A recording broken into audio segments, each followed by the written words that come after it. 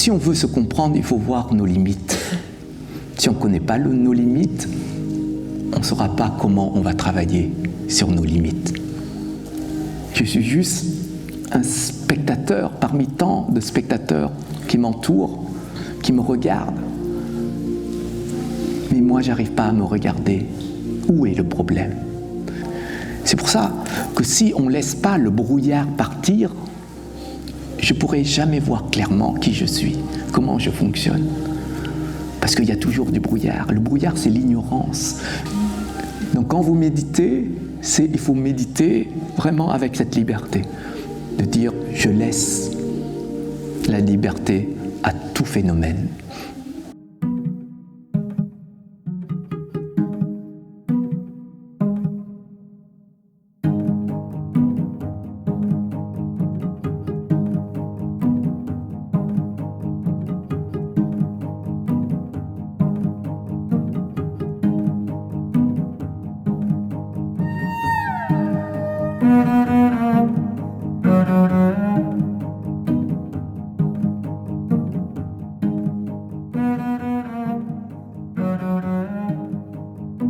Bonjour à tous et à toutes, j'espère que vous allez bien tout le monde.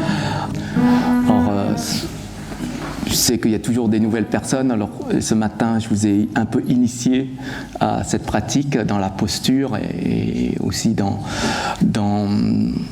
les phénomènes qu'on accueille, qu'on accepte et qu'on lâche, puisque c'est la clé de cette méditation bouddhiste. Donc on va continuer cet après-midi, mais un peu plus longtemps. Ce matin, on avait fait quelques minutes. Donc cet après-midi, on va faire 10 minutes. J'espère que vous allez dire, c'est pas long du tout. Vous verrez par vous-même. Si vous voyez que c'est trop long, eh bien vous faites autre chose. Si vous amenez votre tricot, ben vous tricotez. Alors quand je parle de tricot, c'est tricot intérieur. D'accord ? Donc quand on tricote, c'est voilà, et vous allez passer ici, passer là-bas. Mais vous pouvez tricoter intérieurement, juste observer ce que vous êtes en train de tricoter. Pour vous, ou pour les autres, ou ni pour vous, ni pour les autres. Donc ça, je ne sais pas, ce sera pour qui. Donc, essayez juste d'être conscient sur tout ce qui se passe extérieurement et intérieurement. Vous pouvez écouter la musique sans être pris par la musique. Vous pouvez rester en vous, écouter votre autoradio sans être pris par ce que vous entendez. Restez toujours calme, toujours en accord avec tous les phénomènes qui arrivent vers vous. Apprenez à avoir cette posture droite, équilibrée, stable.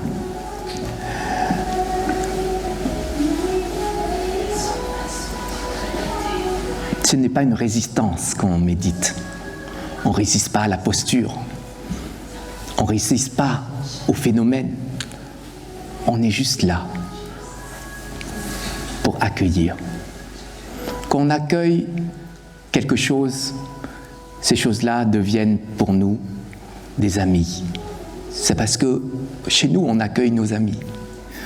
Donc on va accueillir tous les phénomènes comme des amis. Une colère, c'est notre ami, on va accueillir. La panique, c'est notre ami, on va accueillir.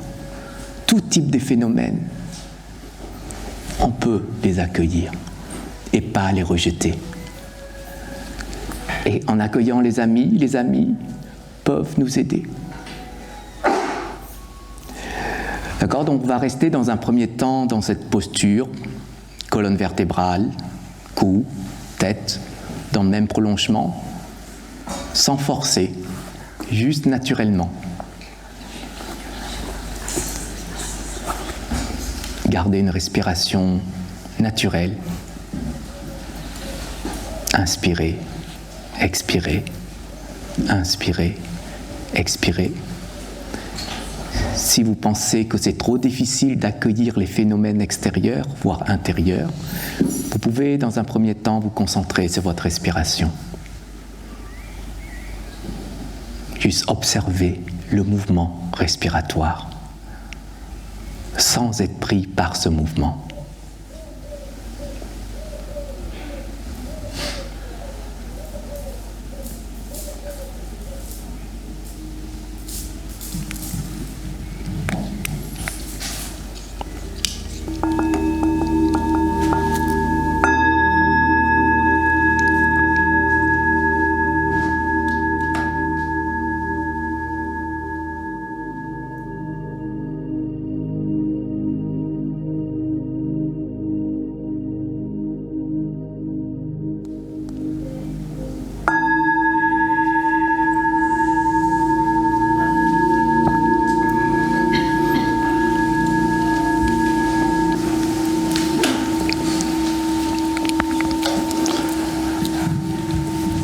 Ça va tout le monde?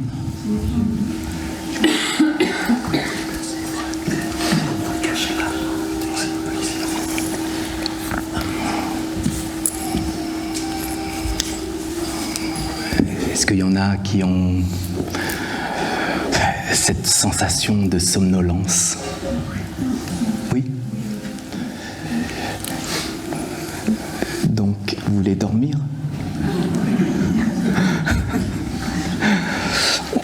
On peut dormir effectivement, hein, quand on médite et qu'on a cette sensation-là de tomber.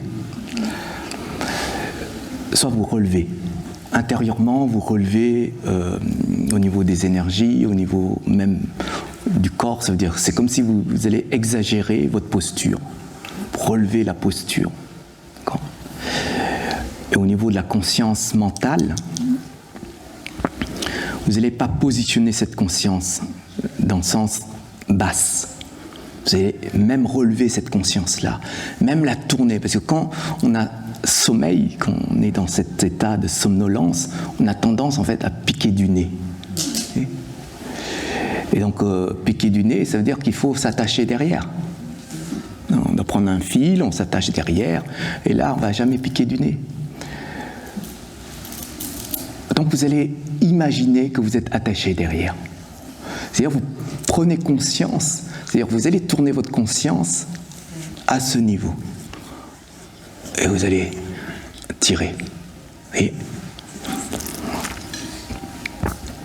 vous verrez à ce moment-là. Mais si vous piquez encore du nez, piquez du nez alors. Il n'y a rien à faire, c'est karmique. C'est mon karma qui est comme ça. Donc, vous pouvez méditer à ce moment-là, mais si vous n'arrivez pas à résister, parce que ici, ce n'est pas la résistance qu'on essaye de pratiquer, hein, on pratique la méditation. Donc, vous allez prendre conscience que ça va tomber, mais prenez conscience. Et vous dites à votre voisin de devant, je vais tomber sur toi. Au moins, vous avez prévenu tout le monde, vous-même et la personne en face. Donc, mais tout ça en conscience. C'est pour ça que c'est important de garder cette conscience dans tout ce qui se passe. Comme ça, vous pouvez méditer dans cette posture sur la personne. Ce qui veut dire que la méditation, elle n'a pas forcément une posture qui soit figée. Parce que si on doit avoir une posture figée, une personne qui médite dans une posture figée, on dit que c'est une statue. Est-ce que les statues méditent? Pourquoi? Elles n'ont pas la conscience. Et vous avez la conscience. Donc, vous pouvez méditer comme une statue, mais comme vous avez la conscience, donc vous méditez. D'accord ?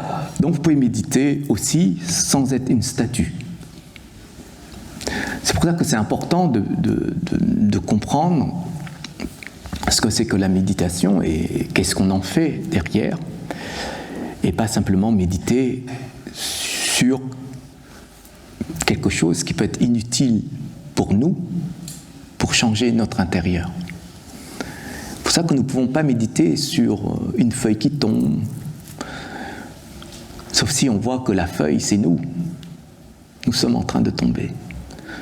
Si on voit que la feuille, c'est nous, eh bien, on est en train de méditer sur nous. Mais si on voit une feuille qui tombe comme une feuille qui tombe, ce n'est pas utile pour nous.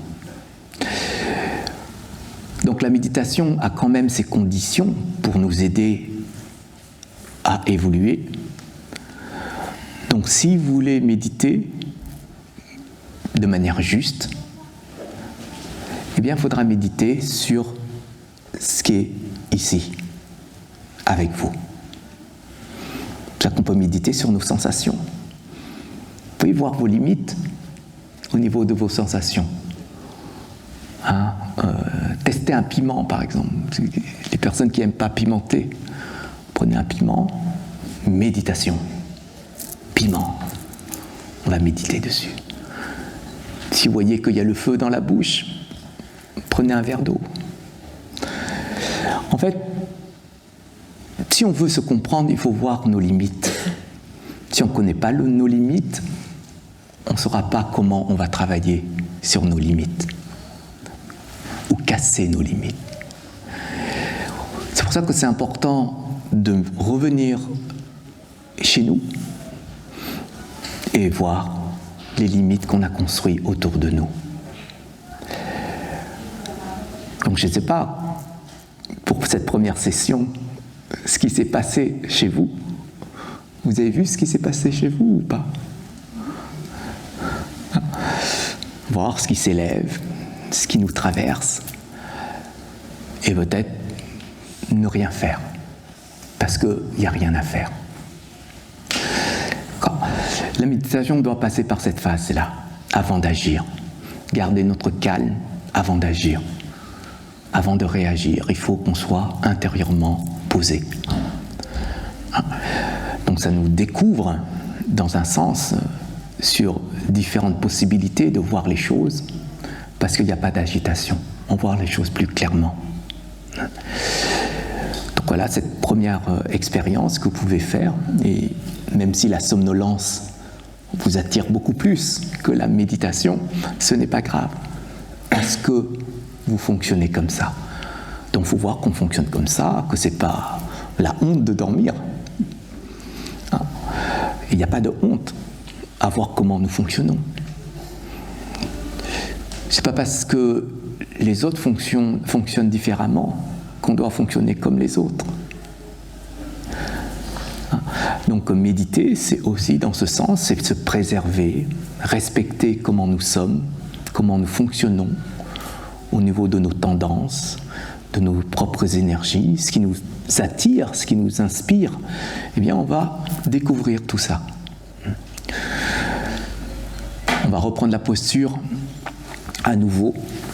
Est-ce que c'était long? Non, ça va? Ok. On va reprendre la posture.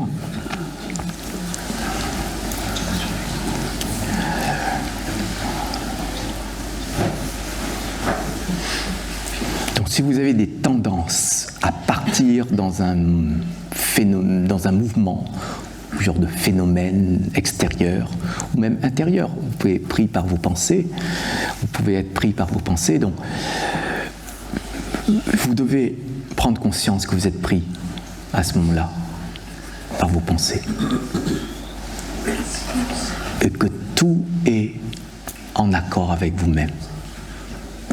Il n'y a pas de problème, il n'y a rien d'extraordinaire, rien d'important dans tout ce que vous faites.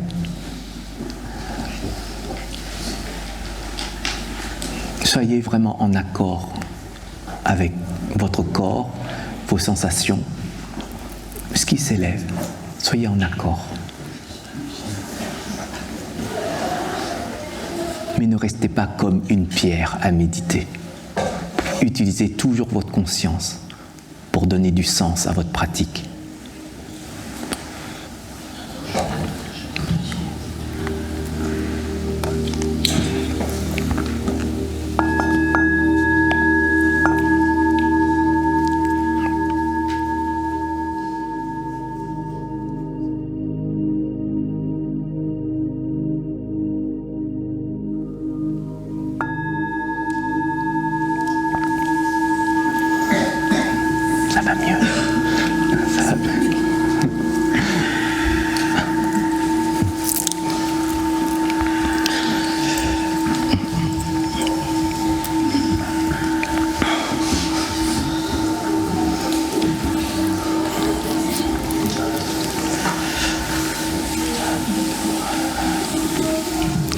pouvez vous masser, bouger un petit peu si vous sentez que ça coince, vous sentez un peu de douleur. Évidemment, on ne peut pas rester comme ça, parce que ça va s'amplifier si on reste dans ces douleurs-là. Donc vous pouvez changer de posture, c'est normal. Si on n'a pas l'habitude d'être dans cette posture de méditation.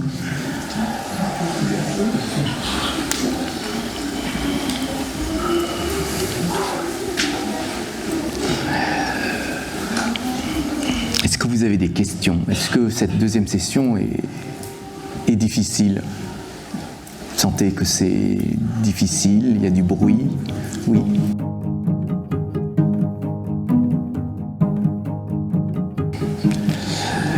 Quand on est dans la posture, soit on provoque, parfois on provoque ce qui va s'élever. Dans le sens où on a un problème, par exemple, dans le passé, on a un problème à régler. On va poser ce problème devant nous, dans notre pratique, et on va chercher des solutions. Mais parfois, en cherchant les solutions, il y a un peu le brouillard qui arrive. Ce brouillard, il n'arrive pas parce qu'on l'a provoqué.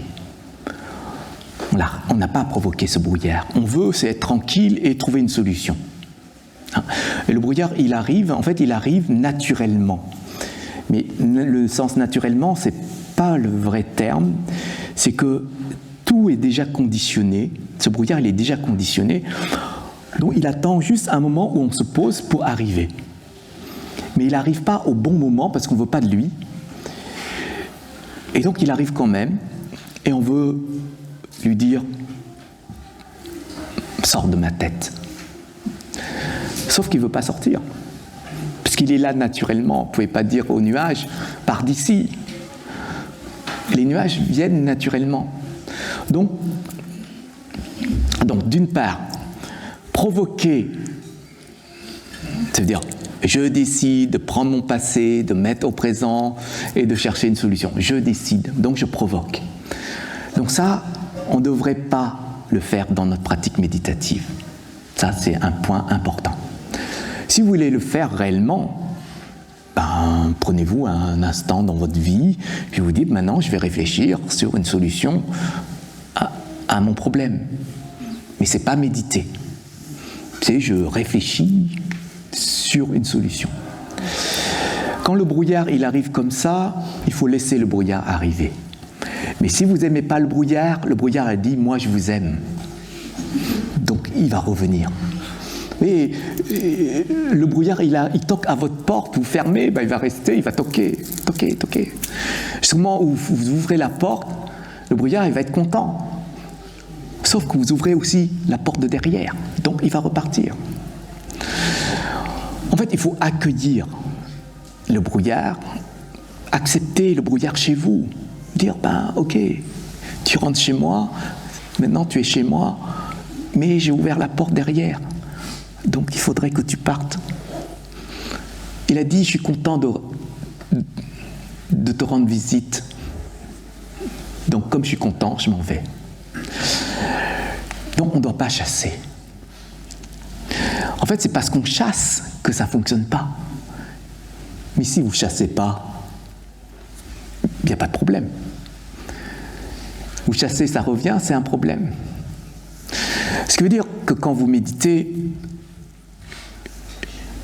on n'est plus rien, ni chasseur, ni quoi que ce soit, ni vouloir le bien-être, ni vouloir l'équilibre, ni vouloir la zénitude. Parce que dès qu'on se pose sur un coussin, on a déjà des objectifs. Et je vous ai dit, il n'y a pas d'objectif. Je ne vous ai pas dit qu'il y a un objectif quand on médite. Mais si vous avez des objectifs dans votre pratique, vous n'allez pas pratiquer. Vous allez vous accrocher à quelque chose qui va vous emmener vers cet objectif. Mais imaginons que l'objectif que vous avez est erroné pour la pratique. Ça veut dire que vous allez ancrer quelque chose en vous en pensant que c'est le bon truc. Et vous allez pratiquer avec ça. Ça, ce sont parfois nos propres interprétations de la pratique. Et si on interprète de cette manière une pratique qui n'est pas du tout de cette manière, qui ne fonctionne pas de cette manière, on est toujours dans « je veux », mais pas « je suis ». Si vous êtes dans l'état, vous verrez ce qui se passe. Mais si vous êtes dans l'avoir, à obtenir un état, vous ne saurez pas comment vous êtes. Donc c'est pour ça que quand vous courez toujours derrière quelque chose, vous ne savez pas comment vous êtes à ce moment-là, parce que vous êtes déjà là-bas. C'est pour ça que quand nous méditons, on doit méditer correctement, c'est-à-dire dans une structure qui soit adaptée à ce qu'on pourrait définir méditation. Hein? Donc, on doit abandonner nos armes pour aller chasser. Et ça, c'est important quand on commence à méditer. Parce que quand on médite, on a déjà derrière nous des définitions. C'est pour ça que c'est mieux de rien savoir et de commencer. Ou bien de vouloir savoir et de garder tout le long.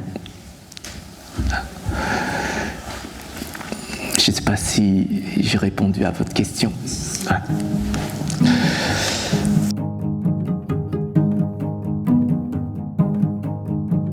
Ne pas chercher autre chose que de chercher à laisser. Vous devez simplement laisser. Et ce que vous allez obtenir, vous verrez par vous-même. C'est très simple, en fin de compte. Ce qui est agité, ce qui s'élève en vous, vous laissez partir. Vous laissez les choses vivre, tout simplement. Et quand vous laissez les choses partir, est-ce que vous avez peur de plus rien avoir? La question, elle est peut-être là aussi. C'est simplement, dans ma vie, j'ai des relations avec le monde, avec les autres, etc. Maintenant, on vous demande de laisser, de vous libérer de tout ça. Est-ce que vous avez peur de vous retrouver seul intérieurement, de dire « j'ai plus rien » Ou est-ce que vous vous dites simplement « aujourd'hui je suis libre, je suis bien parce que je suis libre ».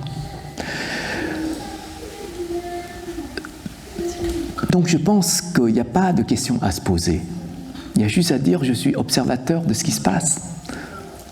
Je suis juste un spectateur parmi tant de spectateurs qui m'entourent, qui me regardent. Mais moi, je n'arrive pas à me regarder. Où est le problème? Les autres me voient, mais moi, je n'arrive pas à me voir. Donc, c'est pour ça que je dois prendre le temps de me regarder, pour que je puisse confirmer ou contredire ce que les autres me montrent de moi-même. On vous dit, vous êtes ceci, vous êtes cela, vous portez telle étiquette, etc. Mais comment vous savez? Vous devez juste vous regarder. Ah, j'étais en colère. Ah, c'est la colère. Ah, c'est ce que j'ai dit. Ah, c'est pas adapté à ce que aux autres. Je dois me reconnaître par rapport à ça. C'est pour ça que si on ne laisse pas le brouillard partir, je ne pourrai jamais voir clairement qui je suis, comment je fonctionne. Parce qu'il y a toujours du brouillard. Le brouillard, c'est l'ignorance. J'ignore qui je suis, j'ignore comment je fonctionne. Et la méditation, c'est juste ça. C'est juste dire, tu veux vivre, je te laisse vivre. Vas-y. Mais on voit bien, on a une personne avec nous, qui vit avec nous. Cette personne veut partir. Si on aime cette personne, jamais on va lui dire « ben vas-y, prends ta liberté, vis ta vie ». Pourquoi ? Parce qu'on est attaché. Parce que vous êtes attaché à tous ces éléments que vous avez générés intérieurement. Mais ces éléments-là ne sont pas forcément en accord avec votre bien-être, en accord avec le bien-être des autres. Donc vous devez à un moment donné dire je te laisse partir parce qu'il n'y a plus d'accord Au moment où il y aura un accord, je te rappellerai, tu reviendras ici, parce que je suis en accord avec toi. L'harmonie, ça se construit comme ça. Quand vous laissez les choses qui ne se rendent pas en harmonie avec vous, eh bien vous serez en harmonie tout simplement. Et vous n'avez pas besoin de chercher l'harmonie. Parce que toutes ces choses-là cachent votre harmonie. Donc vous laissez ces choses qui ne sont pas en harmonie avec vous partir. Et c'est là où ça donnera du sens réellement à la pratique. Parce qu'il n'y a pas de recherche. On ne recherche rien en fin de compte. On est juste là pour laisser les choses partir. Et vous allez vivre beaucoup plus léger intérieurement. Parce que vous laissez les choses partir. Si vous ne voulez plus avoir de colère, parce que vous dites je suis quelqu'un de très colérique, ben laissez la colère partir. Pourquoi vous êtes là à l'entretenir, à la nourrir sans arrêt? Et la colère, c'est ma colère. Je veux la garder, même si elle me fait souffrir.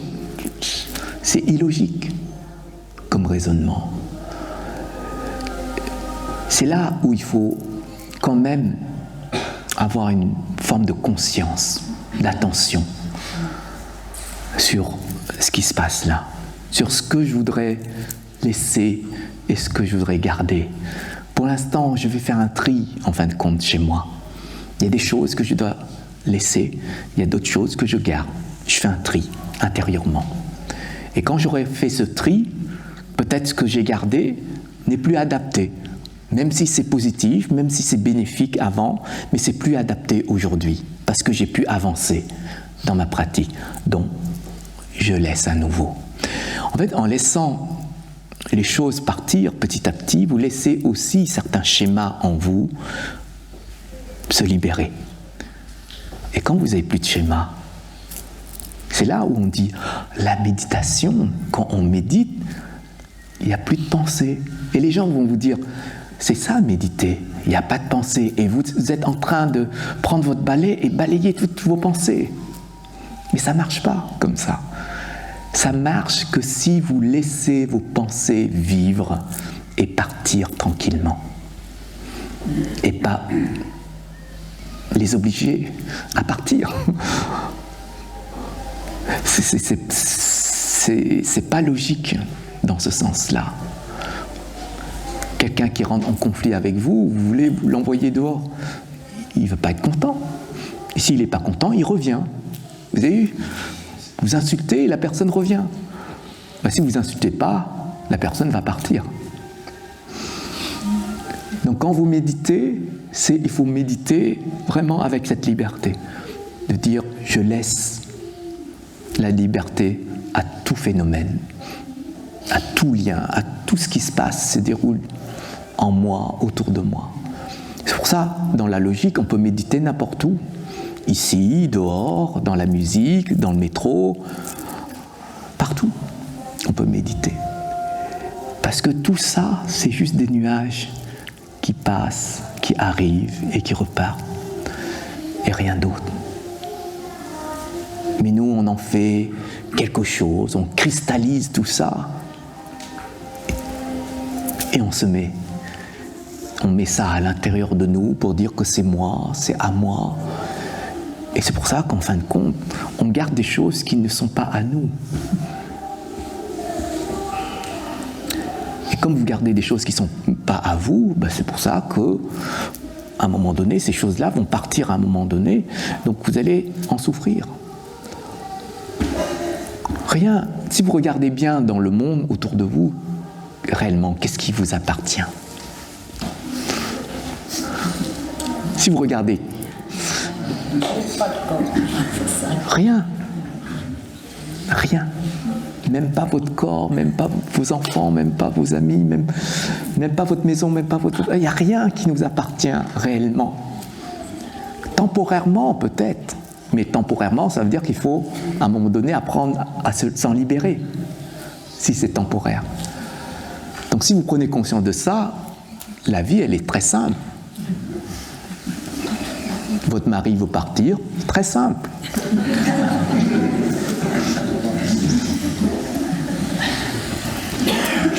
Pourquoi est-ce que vous êtes là en train de vous faire souffrir, de pleurer, etc. C'est pas logique. Vous ne l'avez pas connu avant, vous êtes heureux. Vous le connaissez maintenant, ok, vous êtes heureux. Mais de temps en temps, il y a des frictions, des conflits, un peu tristes, un peu malheureux. Et quand il s'en va, vous êtes malheureux pour de bon. C'est ça qui n'est pas logique. C'est à cause de nos attachements, tout simplement. Donc il faut réfléchir à ça, méditer dessus. Ce sont des phénomènes, en fin de compte, de comportement réaliste et de réaction réaliste. Donc la vie, elle est belle pour tout le monde. Elle est simple pour tout le monde. Mais le sens qu'on lui donne, c'est un sens très compliqué. C'est pour ça qu'elle devient compliquée. C'est pour ça que je répète sans arrêt, gardez le sourire, quel que soit ce qui vous arrive. Parce que c'est le sourire qui va vous apporter la force. Il faut méditer dessus. Vous voulez méditer dessus? Allez, on reprend la posture.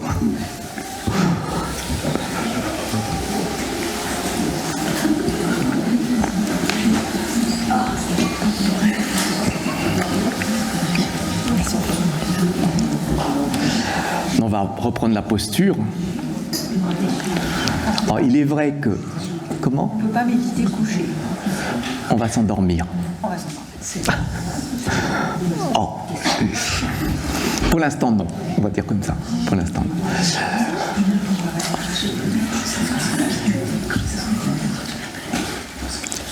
Des fois, nous méditons souvent sur des choses agréables.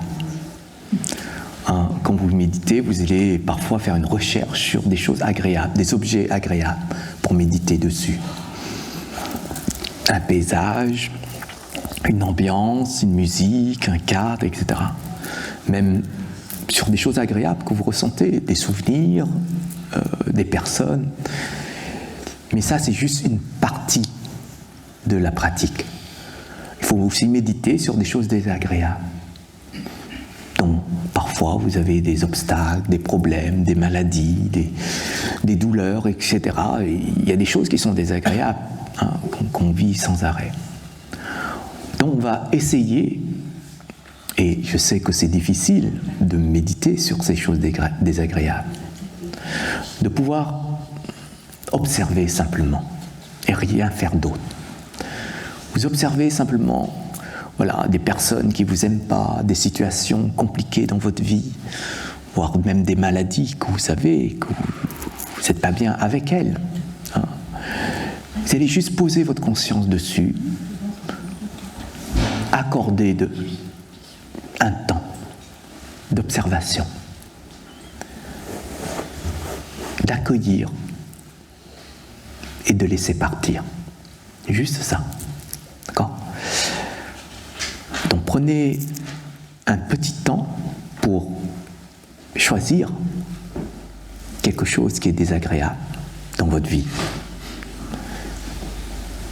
Perdre d'un proche, perdre une relation, etc. Il y a plein de choses. Ou quelqu'un qui n'approuve pas votre posture, qui vous aime pas, comment vous êtes, etc.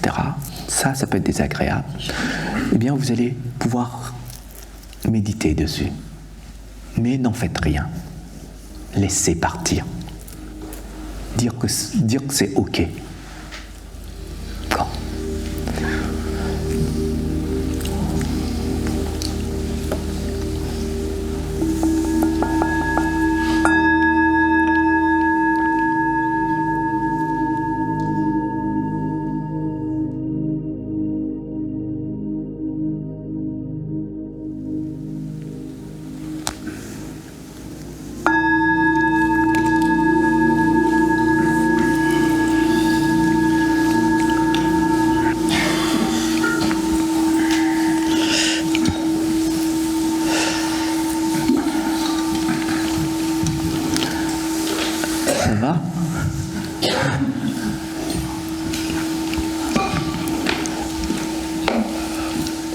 pareil, hein, si vous avez mal au dos, pareil, changez de posture, massez-vous.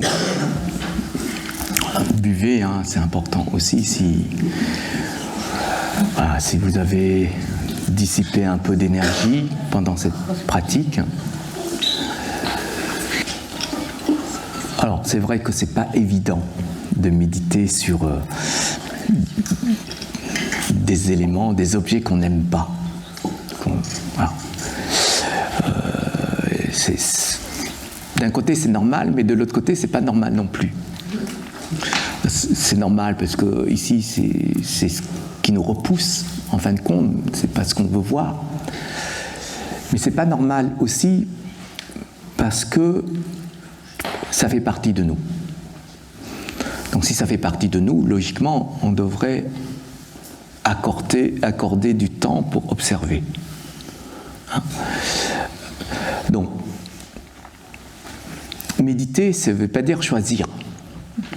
Méditer, ça veut dire ouvrir, s'ouvrir sur tout, toute chose. Donc on ne peut pas sélectionner nos conditions de méditation. Donc c'est important pour nous aussi d'appliquer ce lâcher-prise sur ces éléments qui sont ici, mais qui ne nous abordent pas dans un sens de bienveillance. C'est là où on doit lâcher. Donc lâcher ce qui nous perturbe en fin de compte. Puisque ce qu'on n'aime pas, c'est ce qui nous perturbe lorsqu'on rencontre ces éléments. Hein, vous n'aimez pas une personne, la personne est toujours avec vous. Ça peut vous perturber. Imaginez-vous vivre avec une personne dont vous n'allez pas vous entendre. Vous avez fait des voyages de groupe. Moi, je choisis cette personne qui va dormir dans ma chambre. Vous voyez, si on vous donne une autre personne qui ne vous aime pas et que vous n'aimez pas, vous avez passé un mauvais voyage. Donc, imaginez méditer sur ces éléments, tout simplement. Dire, il faut que je lâche. Il faut que je lâche ce schéma chez moi. Sinon, ça n'a pas de sens dans notre pratique. Si on a une méditation conditionnée, on conditionne notre pratique, à un moment donné, c'est plus une pratique. Hein?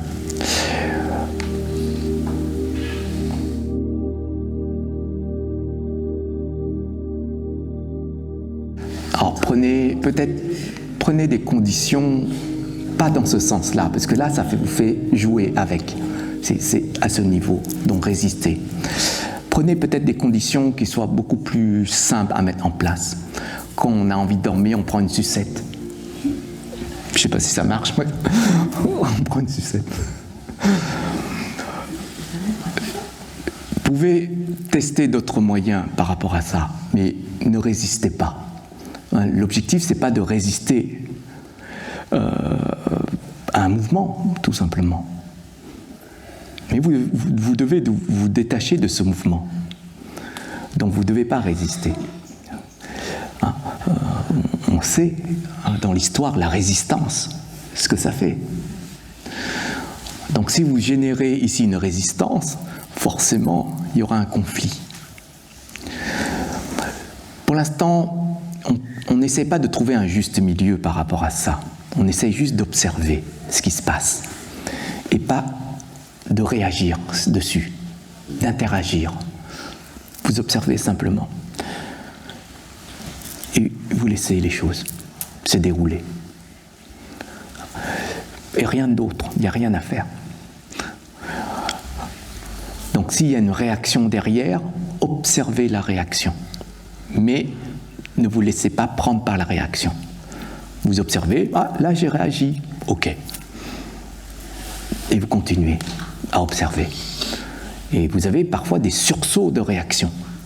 Et vous observez, vous êtes là.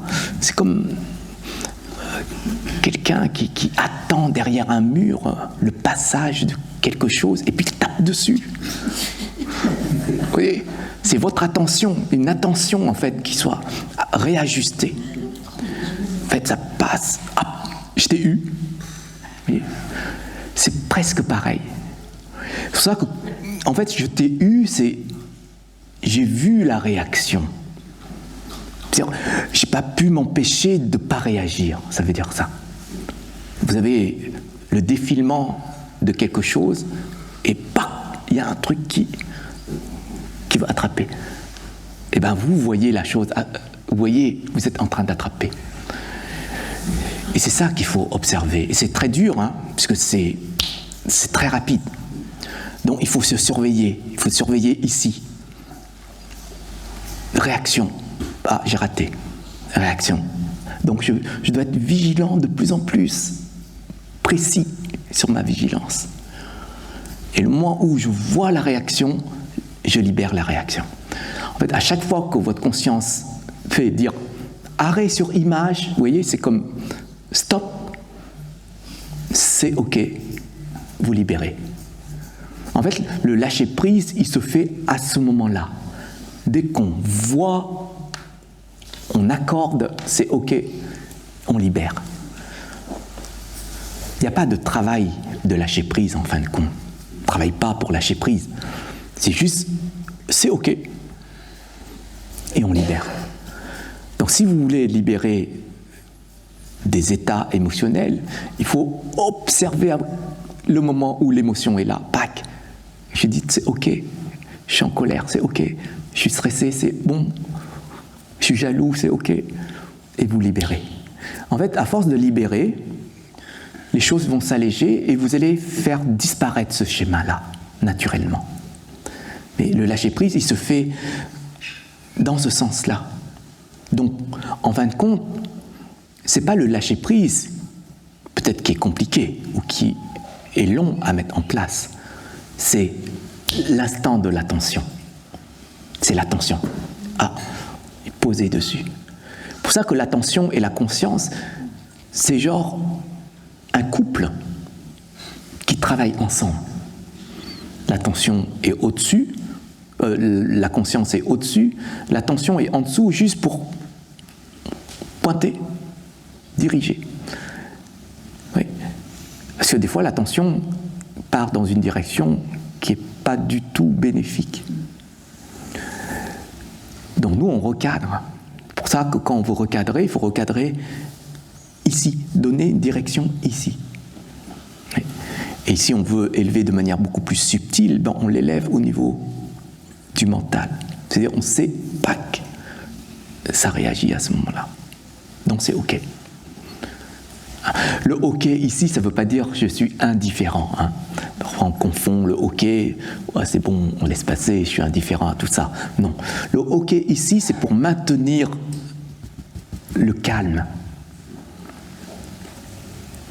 Et après, agir dans le calme. C'est juste pour maintenir le calme.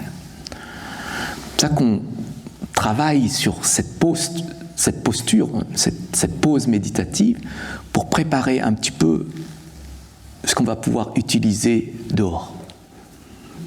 Dans les situations de vie qu'on a, eh bien, on sait que le terrain qu'on a préparé, on va l'utiliser. Pour dire, hop, bah, l'attention, c'est bon. Il pointe correctement. Et la conscience voit aussi correctement. Et intérieurement, c'est ok correctement. Et dans le processus du lâcher-prise, c'est assez simple, hein, en fin de compte.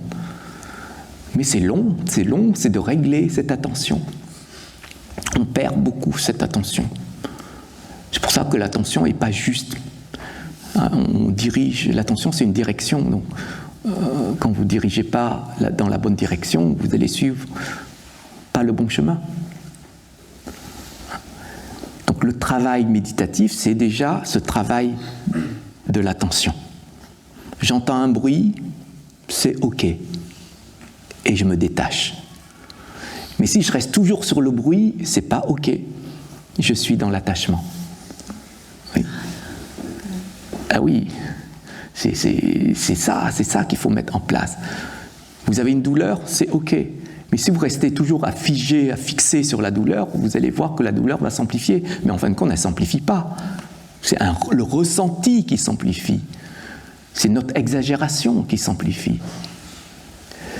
C'est pour ça que quelqu'un qui a une douleur, c'est rien du tout.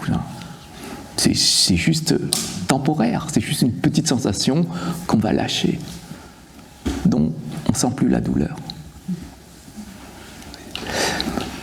À force de s'entraîner, vous verrez par vous-même. Vous serez beaucoup plus calme, vous allez mieux accepter les choses que vous n'avez pas pu accepter avant. Parce que ça fonctionne dans ce sens, c'est tout. Il n'y a rien d'étonnant, rien d'extraordinaire, vous n'avez pas de pouvoir pour vous envoler. Méditer, c'est devenir un oiseau et puis partir. Non, on ne sort pas du corps, c'est pas ça, il n'y a pas de recherche dans cette direction. Vous êtes juste là, présent, vous vivez le moment, chaque moment de votre vie, chaque émotion, chaque état, chaque pensée. La méditation, elle sert à ça, et rien d'autre. Donc, il ne faut pas s'écarter sur autre chose que ça. Parce que si vous voulez avoir des pouvoirs quand vous méditez, c'est pas ici. Vous allez, je ne sais pas où, mais c'est pas ici en tout cas. Ouais.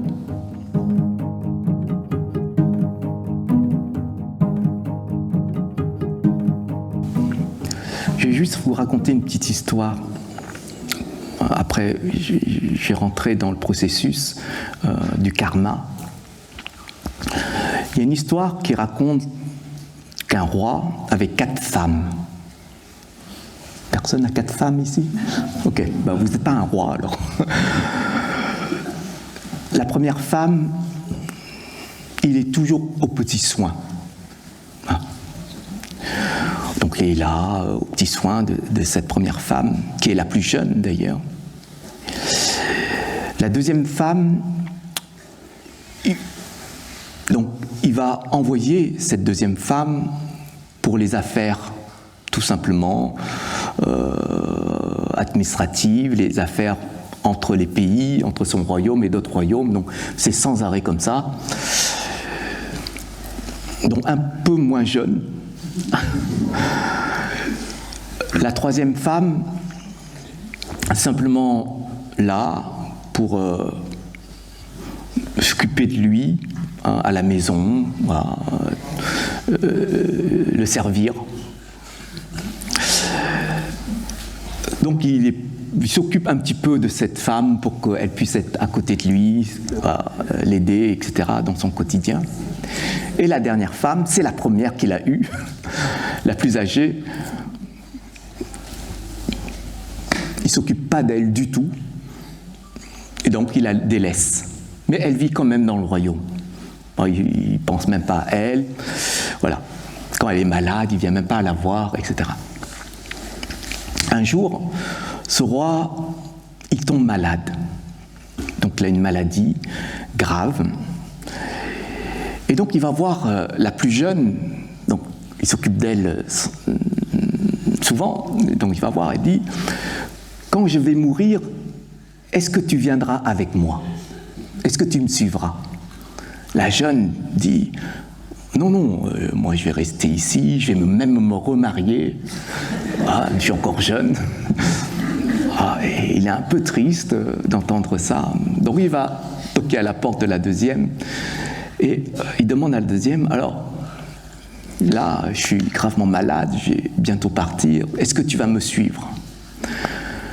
La deuxième réfléchit un petit peu et dit « Non, je ne peux pas. Je vais peut-être m'occuper un petit peu de l'administratif pour les funérailles, mais sans plus. » Dit, c'est pas mal, par rapport à la première, c'est pas mal. Mais il est quand même un peu triste aussi d'entendre ça, et donc il va demander à la troisième, voilà, pareil, est-ce que tu viendras avec moi quand je vais partir d'ici? Elle dit non plus, mais je vais m'occuper de la famille. Ça veut dire je vais réunir la famille pour assister à tes funérailles. Voilà, faire les rituels, les cérémonies, etc. Tes proches seront là. Mais après, je te laisse partir tout seul. Ah, il va voir la quatrième. Il dit alors, et toi? Est-ce que tu viendras avec moi? Et la quatrième l'a dit, oui, je viendrai avec toi. Tu m'as accueilli, bon, même si pendant toute ma vie, j'ai pas eu ce que je voulais, c'est pas grave. Je suis quand même la première et je t'en ai reconnaissante. Donc je vais te suivre. Quand le Bouddha a raconté cette histoire, il a dit à ses disciples, vous voyez, chacun de nous, on a 4 femmes. Alors, les femmes, vous avez 4 hommes, hein, évidemment.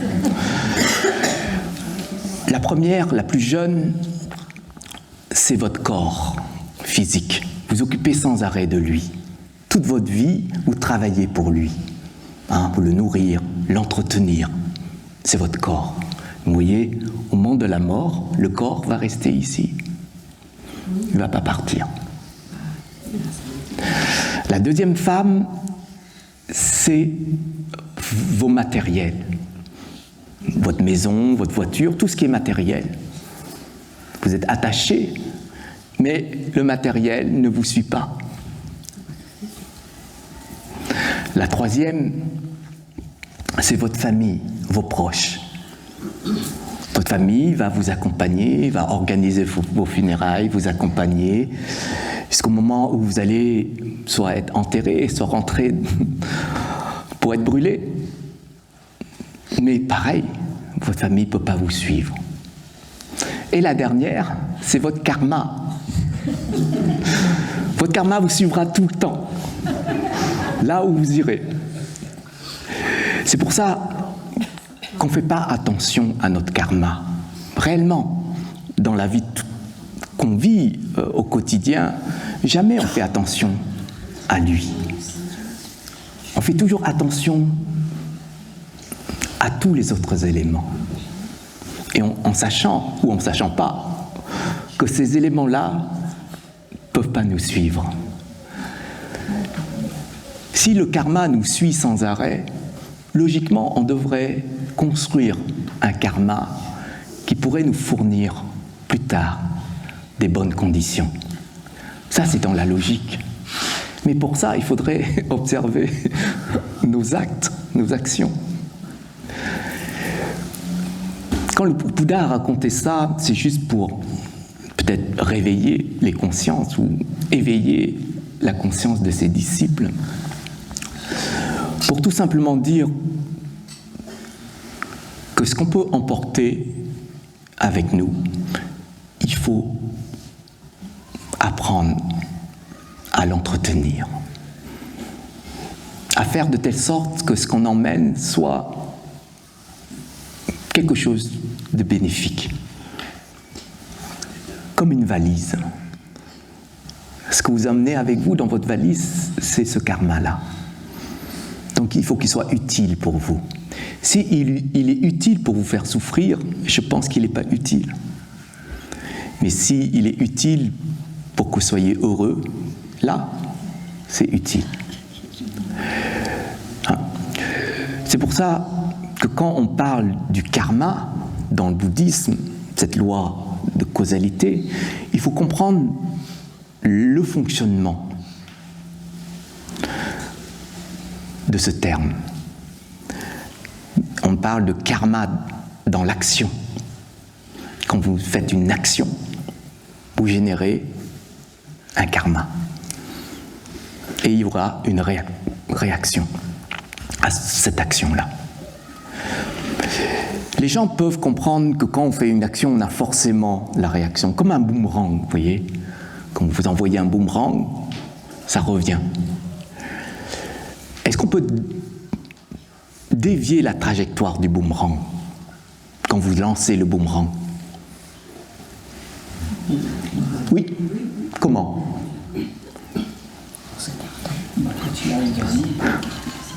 Hop, raté. Oui, mais ça c'est fuir. Hein? Quand vous avez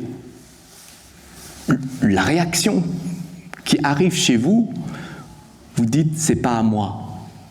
Vous passez au voisin. Ou vous dites je pars d'ici pour éviter. Donc si on évite, c'est qu'on fuit la réaction. Mais si on reste vraiment sans éviter, est-ce qu'on peut dévier?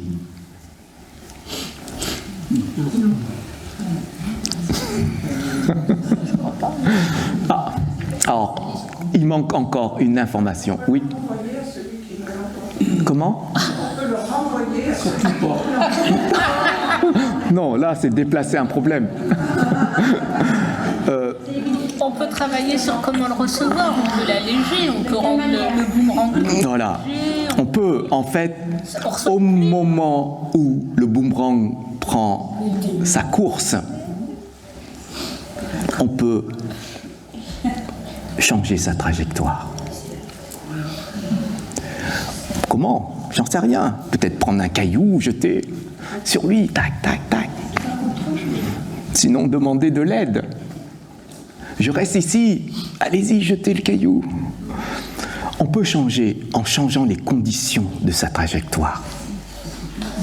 Ça veut dire que le karma peut aboutir à une réaction s'il y a une condition entre l'action et la réaction. Ça veut dire aussi que quand vous faites quelque chose qui peut être lourde karmiquement pour vous, c'est-à-dire recevoir une souffrance par exemple, eh bien vous pouvez, si le fruit n'est pas encore mûr, alléger le fruit. Mais quand le fruit est déjà mûr, vous ne pouvez rien faire. Là, c'est pour votre pomme. Ah, c'est le cas de le dire. Oui, mais Ah, oui, la pomme sur la poire. Alors, je vous explique un petit peu cette subtilité.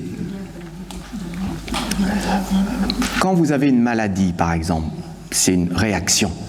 Quand ce que vous recevez, c'est une réaction. Ce que vous donnez, c'est une action. D'accord? Il y a entre cet échange-là. Action, réaction. Donc quand vous recevez, c'est une réaction. Donc si vous avez une maladie, c'est une réaction. Vous ne pouvez pas changer cette maladie, elle est bien là. Mis à part, vous pouvez prendre des médicaments, un traitement pour alléger peut-être la douleur, pour freiner l'avancement de la maladie. Vous pouvez changer ça. D'accord? Mais elle est là. Vous ne pouvez pas dire « je vais faire des prières et puis elle va s'en aller ». Non. Ça, il faut faire attention. Parce que des fois, on a des croyances, et même dans le bouddhisme, on va dire « pour enlever cette maladie, je vais faire plein d'offrandes, je vais faire plein de mantras, et puis je ne serai plus malade ». Non, ça ne fonctionne pas comme ça. Il faut être réaliste. Il n'y a pas de miracle. Il y a juste une logique. Donc, si vous voulez alléger, vous avez des conditions extérieures qui pourraient vous aider à moins souffrir, moins sentir la douleur, peut-être moins accélérer la maladie. Et ça, c'est lié aux conditions extérieures. Mais vous pouvez aussi, lorsque la maladie n'est pas encore là, de faire autrement.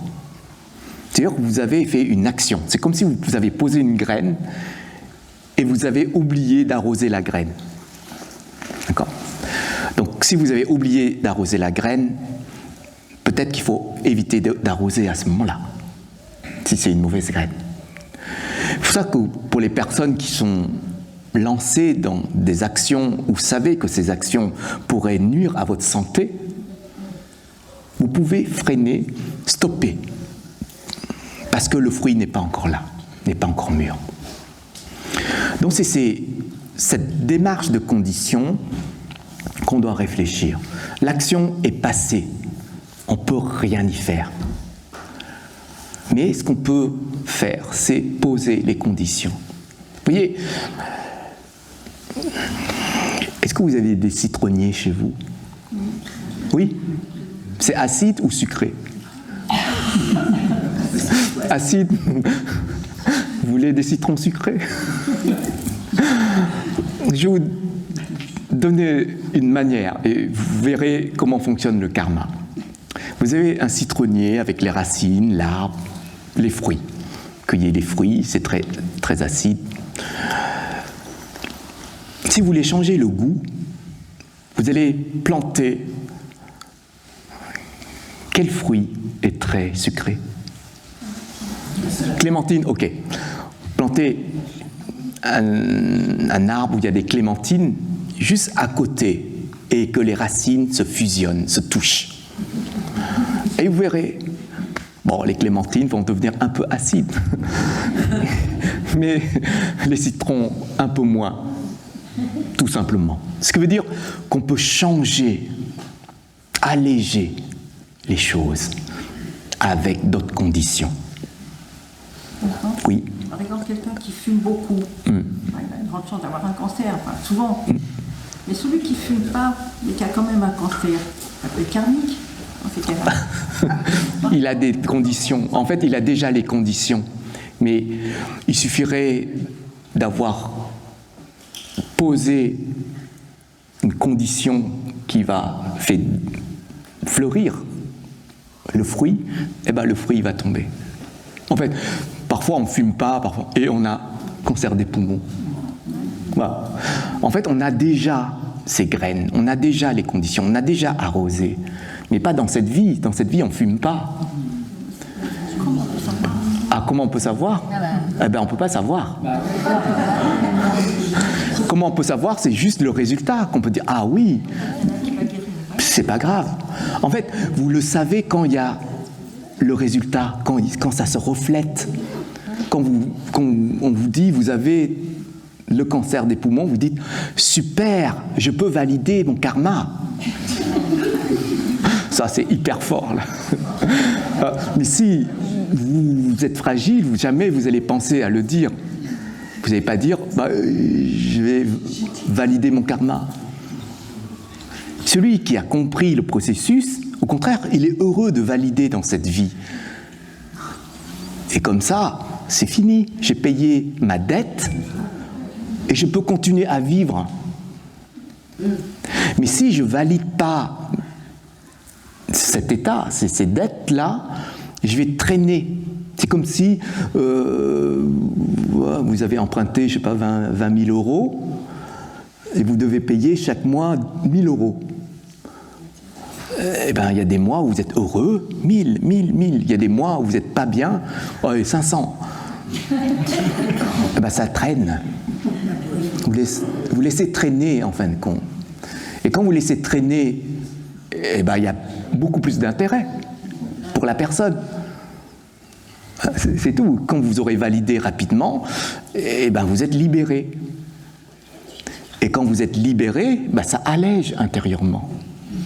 C'est pour ça que des fois, il y a des personnes qui disent « Super, je reçois une claque dans ma vie, j'ai validé, je peux passer à autre chose. » Et c'est comme s'il y a un point bloquant, en fin de compte. Le poids d'un karma, c'est comme un point bloquant, un obstacle, si vous voulez, dans votre chemin de vie. Si vous ne validez pas ce point, c'est-à-dire validation, eh bien ce point-là, il restera bloquant et ne pourrait pas avancer. C'est pour ça que quand une personne a compris le processus de cette loi de causalité, en fin de compte, c'est une loi universelle, eh bien, il est plus facile de lâcher prise. Il est plus facile d'accepter et de laisser les choses arriver et partir. Et parfois, en faisant ça rapidement, parce que des fois, si on laisse traîner, eh bien, c'est de plus en plus lourd intérieurement. voyez, c'est comme si vous avez un fruit qui est pourri. Et vous le gardez, vous ne voulez pas valider. Eh bien, à l'intérieur, ça va devenir un poison pour vous. Ça va empoisonner votre vie. C'est pour ça que c'est important de valider lorsque les choses, forcément, ce n'est pas des choses qui sont agréables, heureuses, qui arrivent. Ben, tout le monde traverse des moments compliqués, des moments difficiles, des hauts, des bas. Tout le monde. Il n'y a personne qui dit « moi je vis comme ça ». Vous traversez ces moments parce que vous êtes construit, conditionné physiquement comme ça, psychologiquement, dans tel pays, dans telle posture professionnelle, dans telle famille, etc. Vous êtes positionné déjà. Donc c'est pour ça que c'est important aussi de regarder les choses d'au-dessus, de manière beaucoup plus large, et de comprendre que je ne suis pas tombé comme ça par hasard. Tout est conditionné. Mes parents, mes grands-parents, etc. Donc si vous voyez votre lignée et vous-même aujourd'hui, eh bien vous allez peut-être aborder les choses autrement. Le karma, qu'on se dit « moi j'accepte pas quand je souffre la loi du karma » ou « j'accepte quand je suis heureux ». Même si vous le dites, la loi, elle ne dit pas « je vais sélectionner les personnes ». Le karma est logique, fondamentalement logique. Donc on ne peut pas s'en écarter ni fuir. C'est intégré, c'est imprimé en vous. Donc si vous fuyez, vous allez emporter avec vous. Si vous vous déplacez, ça va revenir à un moment donné. C'est pour ça que le mieux, c'est de payer rapidement, de valider rapidement, en fin de compte. Oui. Alors, valider, tu entends acceptation ? Valider, ça veut dire accepter et lâcher. Accepter et lâcher. Oui, il y a ces deux étapes. Si une maladie est chez vous, vous acceptez et vous lâchez. Lâcher, ça ne veut pas dire qu'elle va partir. Lâcher, ça ne veut pas dire on ne met pas de l'importance sur elle. Oui, après on peut prendre un traitement, on peut vivre, on peut continuer à vivre, on peut avancer, hein, évidemment. Même une relation pareille. Vous avez des relations qui peuvent être compliquées. Donc vous devez valider, même s'il y a de la souffrance qui naissent de ces relations-là, il faut valider. Valider, ça veut dire lâcher derrière quand vous allez accepter. Quand vous perdez un proche, il faut valider aussi, parce que c'est lié karmiquement. Une personne proche, vos parents, vos proches, ces personnes vont mourir, vont partir, vous devez aussi valider. Donc vous devez reconnaître que la mort, ça touche tout le monde, ça c'est une première étape de visualisation, d'acceptation en fin de compte, de logique. Et après de dire, il faut que je valide le lien karmique avec cette personne, donc je vais laisser cette personne partir. Donc le karma, lui, il est connecté à plein de choses de la vie, et souvent quand on parle de karma, on voit toujours le côté négatif, le côté souffrance du karma. Mais le karma, il peut être très bénéfique pour nous si on le regarde sous un autre angle. Donc, c'est pour ça qu'on dit, quand on comprend le karma, le lâcher-prise se fait plus facilement. Quand on comprend réellement le karma. Donc, le karma se situe au niveau mental, verbal et physique. C'est ces trois niveaux qu'on agit dessus. On agit avec le mental, le verbal et le physique. Donc c'est pour ça que si on se surveille, si l'attention est juste, ce qui nous permet d'être vigilants sur ce qu'on pense, sur ce qu'on dit et sur ce qu'on fait, eh bien ça nous aide à éviter certaines actions qui génèrent derrière de la souffrance. dans un enseignement, le Bouddha avait distingué 7 formes ou 7 types de karma dans le monde dans lequel on vit. Il avait expliqué pour qu'on puisse comprendre. Hein. Ce que je vais vous dire ici, c'est pas pour vous faire peur, d'accord? C'est juste pour que vous puissiez réfléchir dessus. C'est l'objectif des enseignements. Et c'est basé sur la vie, la longévité de la vie. Ça, c'est le premier point. Je vais vous dire les 7 points. Après, je reviendrai dessus. Le deuxième point, c'est lié à la santé. Hein. Le troisième point, c'est lié à la posture dans la société. La posture. Donc le quatrième point, c'est lié à l'apparence, votre apparence. Le cinquième point, c'est lié à tout ce qui vous entoure matériellement. La richesse, par exemple, matérielle. Le sixième point, c'est lié à la lignée dans laquelle vous avez pris renaissance. Et le dernier point, c'est la sagesse, c'est-à-dire le développement de la sagesse. Il y en a qui sont plus sages que d'autres, qui comprennent plus rapidement que d'autres, donc ça c'est lié aussi. Donc voilà les 7 points que le Bouddha avait enseigné parce qu'il y avait un brahmane qui avait demandé au Bouddha voilà, pourquoi nous sommes si différents. Donc il a expliqué ces 7 points-là.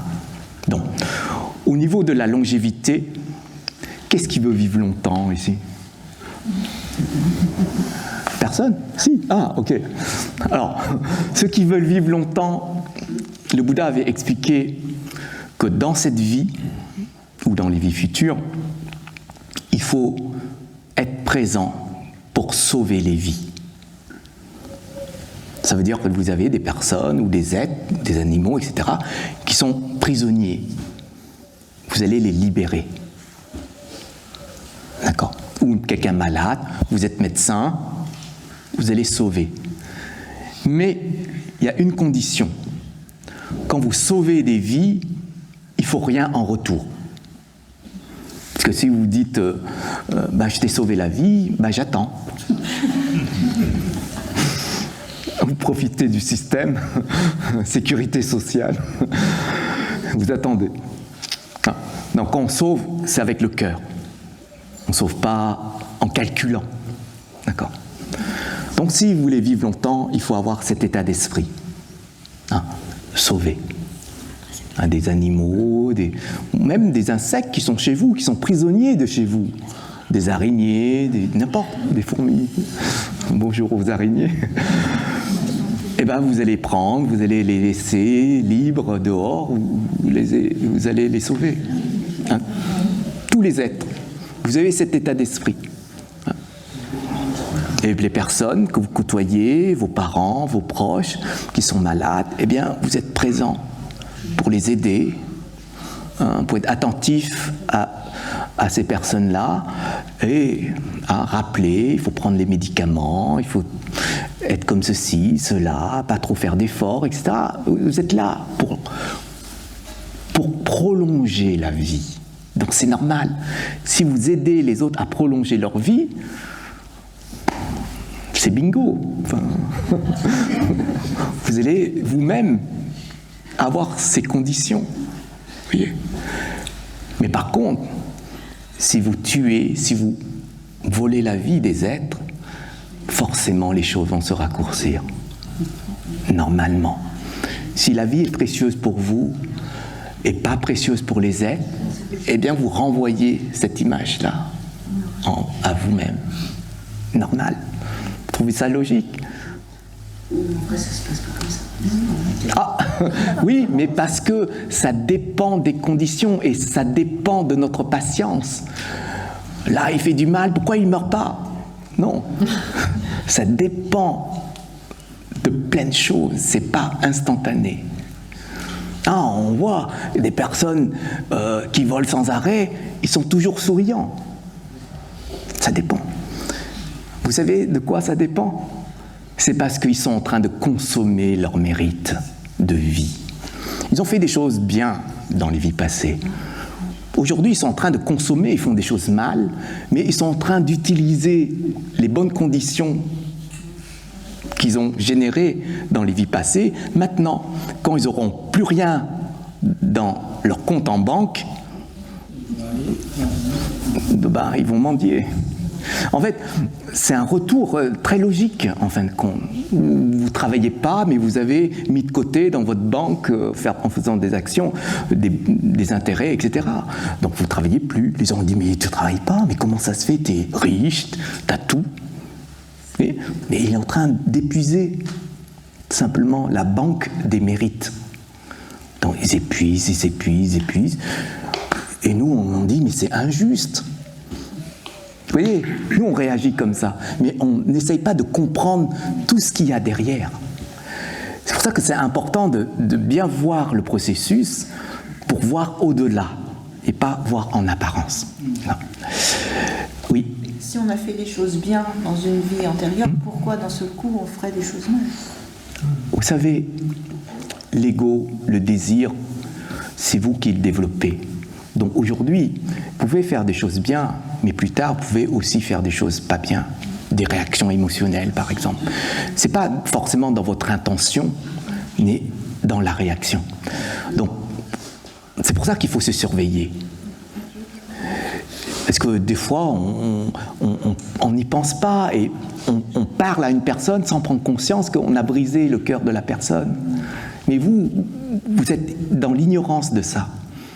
Donc, à cause de cet état d'ignorance, ben, vous faites quelque chose de mal, mais quand le retour de cette action arrive, ben, vous dites, je ne comprends pas, pourquoi elle ne me parle plus? Vous voyez? Après, vous allez chercher à gratter des informations pour comprendre un petit peu qu'est-ce qui s'est passé. Hein? Mais ça arrive dans notre quotidien, hein, je veux dire. Donc il faut absolument surveiller ce qu'on va dire, ce qu'on va penser, ce qu'on va faire. Et ça, c'est important. D'accord. Le deuxième point, c'est la santé. Qu'est-ce qui peut être en bonne santé? Tout le monde. Bienvenue dans le club. Donc, pour être en bonne santé, il faut préserver la santé des êtres. C'est-à-dire ne pas torturer, frapper, insulter. Insulter, c'est pas faire du mal physiquement, c'est faire du mal psychologiquement. Mais, donc il y a des niveaux de maladie. Le Bouddha explique qu'il y a 4 niveaux de maladie. Il y a la maladie, on peut dire, naturelle, en fonction de la météo. Froid, chaud, etc. Voilà, il y a le nez qui coule, voilà, on a un peu de fièvre parce qu'on a pris un peu le soleil, etc. Bon, ça c'est naturel. Donc ça ne touche pas les êtres, donc simplement dire, ok, j'ai un peu de fièvre, il n'y a rien d'extraordinaire à ça. Okay. Vous avez la maladie liée au karma. Par contre, la maladie liée au karma, c'est lourd, ça traîne. Hein, c'est comme si vous avez une maladie, vous prenez un traitement et ça revient. Prenez encore un traitement, ça revient. C'est quelque chose qui traîne. Vous savez que cette maladie, c'est lié au karma. Et les maladies liées au karma, ce sont des actions qu'on a faites dans les vies passées sur les êtres. Et si c'est physique, si c'est une maladie physique, eh bien, vous avez agi physiquement sur les êtres. Ça peut être aussi des êtres qu'on a mangés, hein, pour nos désirs, hein, gastronomique, etc. Ça peut être ça. On ne sait pas. Les êtres peuvent être malades, on ne sait pas au niveau énergétique comment ces êtres sont. Nous, on mange, peut-être qu'il y a une souffrance derrière, parce qu'au moment où on tue l'animal, il y a une souffrance qui se dégage de cet être-là, donc c'est imprégné dans la chair, cette souffrance. Donc ce qu'on va récupérer, eh ben c'est ça. Bon, je vous dis pour que vous ayez en tête, mais c'est pour ça aussi que dans nos traditions, lorsqu'on mange de la viande, des poissons, etc., parce que c'est possible aussi dans les traditions, eh bien on fait des pratiques de souhait pour ces êtres avant de manger. On fait des souhaits, voilà. Parce que quand même, quand vous prenez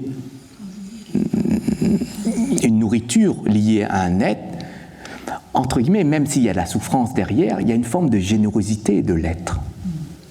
Il y a une forme de générosité, même si au niveau conscience, elle n'a pas dit « je vais être généreux ».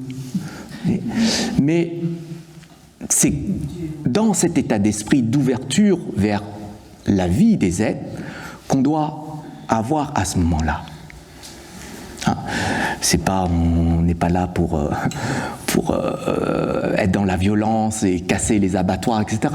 C'est pas dans ce sens. C'est simplement rester dans un instant présent et d'être reconnaissant. Et de dire, peut-être qu'il y a une souffrance derrière, eh bien, je vais faire des souhaits pour plus tard, pour cet être-là. Donc il y a toute une manière de réagir. Donc la santé touche tout simplement le karma, enfin le karma touche la santé, donc il faut faire attention, hein, quand vous criez sur quelqu'un, vous pouvez blesser intérieurement la personne, sans faire exprès, vous frappez la personne, c'est l'émotion qui va frapper, pareil, vous pouvez développer derrière, en fait dans le futur, une maladie liée au karma. Et ça, les personnes qui crient sans arrêt avec la parole, eh bien, ce sera lié à la parole. Le karma, plus tard. C'est-à-dire, on bégaye, on ne les écoute plus, on est muet, par exemple. Ça, ce sont des réactions.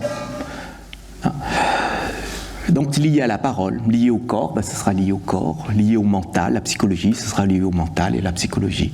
La fragilité psychologique d'une personne.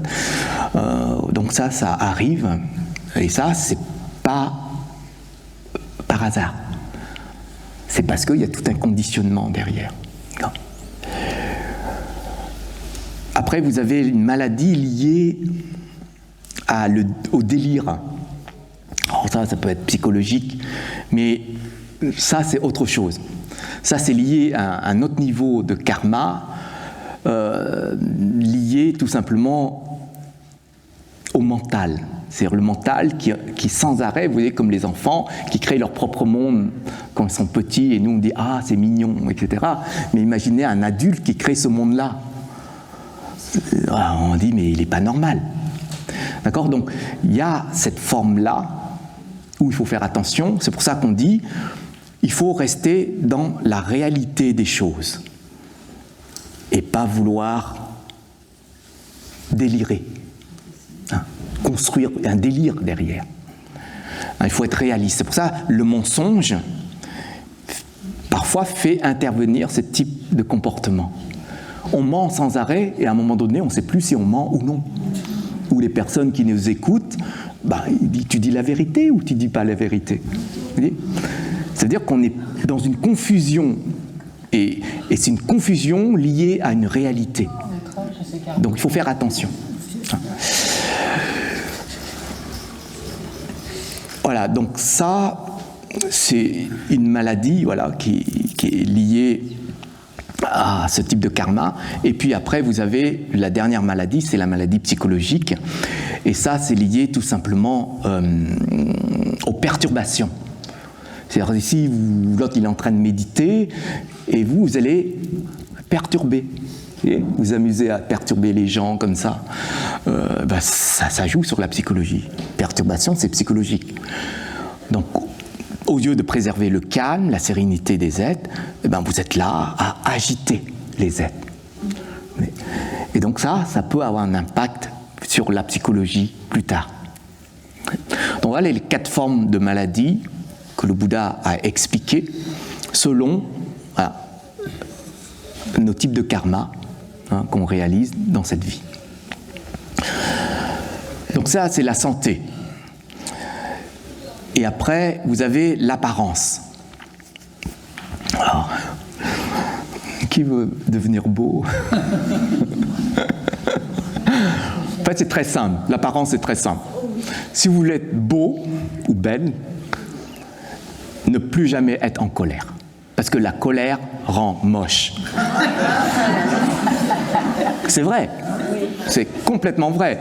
En fait, si vous conditionnez sans arrêt la colère sur votre visage, prenez une photo aujourd'hui où vous êtes souriant et prenez une photo après avoir été conditionné par la colère, vous verrez, les choses vont changer complètement.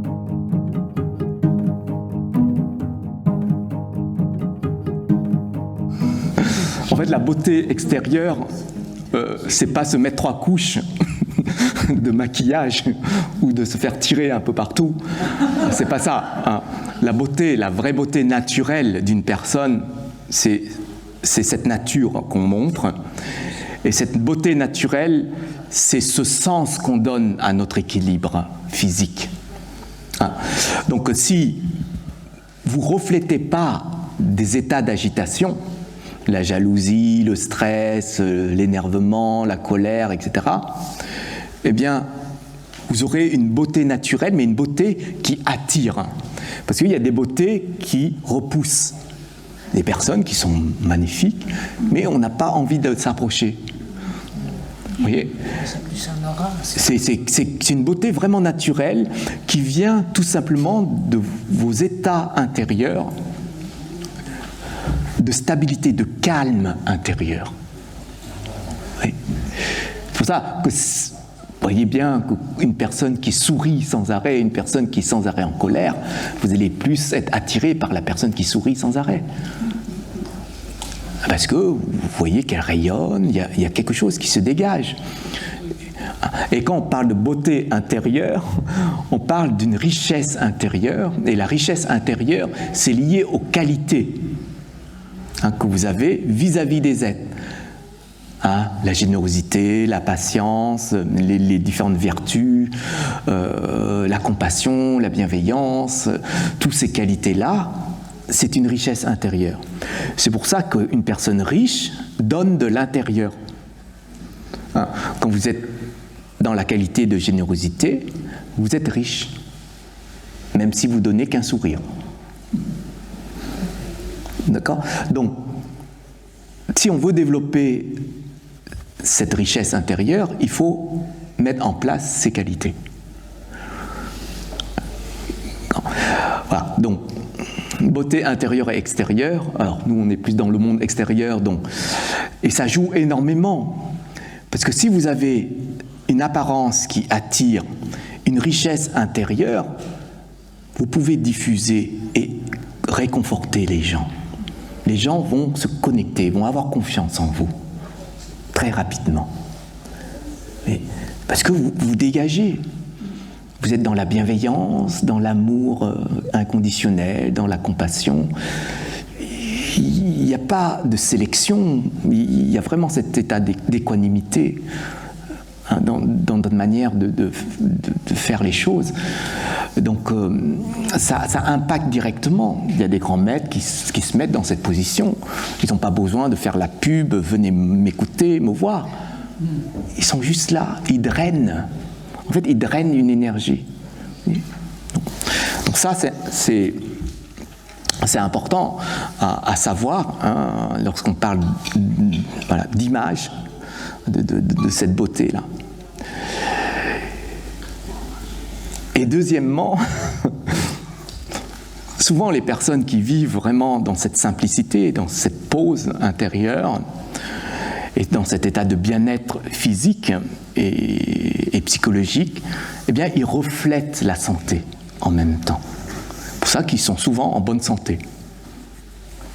toujours en bonne santé. Bon, ça réconforte un petit peu la sécurité sociale. Ça, c'est un point. Mais ce que je veux dire par là, c'est que toute leur posture qu'ils auront, ben, c'est vivre chaque instant. Il n'y a pas d'accélération. Ils n'accélèrent pas même pas leur corps, ils n'accélèrent pas la vieillesse de leur corps, etc. C'est vraiment là. Ils vivent chaque instant de leur vie. Et c'est comme ça qu'on peut, nous aussi, aborder dans ce sens pour notre apparence. Hein? C'est bon. Le 4e point concerne notre position dans la société. En fait, si vous voulez aider les êtres, vous ne pouvez pas dire « je vais renaître en tant que personne au plus bas et pour remonter ». Eh bien, le Bouddha, lorsqu'il a pris renaissance, il a pris renaissance dans une famille royale. Pourquoi ? Parce qu'en ayant une image, il peut toucher beaucoup plus d'êtres. Et donc, avoir une position, il faut que nous, on puisse respecter les autres. Et quand vous travaillez, ben vous allez respecter votre hiérarchie. Vous respectez en haut et en dessous. C'est pour ça qu'on parle d'équanimité. Quand vous respectez dans ce sens-là, eh bien, votre posture, votre étiquette que vous allez vous donner, c'est de vous élever. Sauf qu'il y a un danger. Parce que quand on s'élève dans la posture, on peut avoir l'orgueil. Se sent supérieur aux autres. Si vous développez l'orgueil, vous allez redescendre. C'est-à-dire les gens vont vous considérer autrement. D'accord ? Donc c'est pour ça qu'il faut comprendre pour dire il faut respecter les personnes qui sont là, au-dessus, respecter les personnes qui sont en dessous, ça veut dire qu'on ne doit pas les considérer plus bas que nous. Hein, comme les castes par exemple en Inde, c'est pareil. Hein, c'est voir les êtres au même niveau et avoir ce respect-là pour ces êtres-là. D'accord ? Donc c'est le 4e point. Le 5e point, c'est le matériel. Bon, le matériel, c'est très simple. Si vous voulez être riche matériellement, il faut être généreux matériellement. Voilà. C'est très simple. Est-ce que vous êtes généreux matériellement ? Oui. Or, généreux ici, c'est pas je donne ce que j'ai plus besoin. Ça, c'est souvent notre manière de fonctionner. Être généreux, c'est donner ce qu'on a besoin, mais la personne a aussi besoin. On donne. Ça, c'est la générosité. Mais donner ce qu'on n'a pas besoin, ce n'est pas une forme de générosité complète. C'est juste une action de donner, mais pas une qualité intérieure de générosité. D'accord ? Donc quand on donne, et c'est pour ça que ça facilite un petit peu, parce que quand on s'en sert plus et qu'on donne, on n'a plus d'attachement. On n'a pas besoin de s'énerver derrière si l'autre, il va donner à quelqu'un d'autre. Mais si on donne quelque chose qui nous tient encore à cœur, et que l'autre personne est en train de détruire ce qu'on a donné, eh bien là, on n'est pas content. Donc on peut voir que là, on est attaché. Donc, si on veut être en abondance, avoir beaucoup d'abondance matérielle, eh bien, il faut agir sans retenue, c'est-à-dire sans attachement.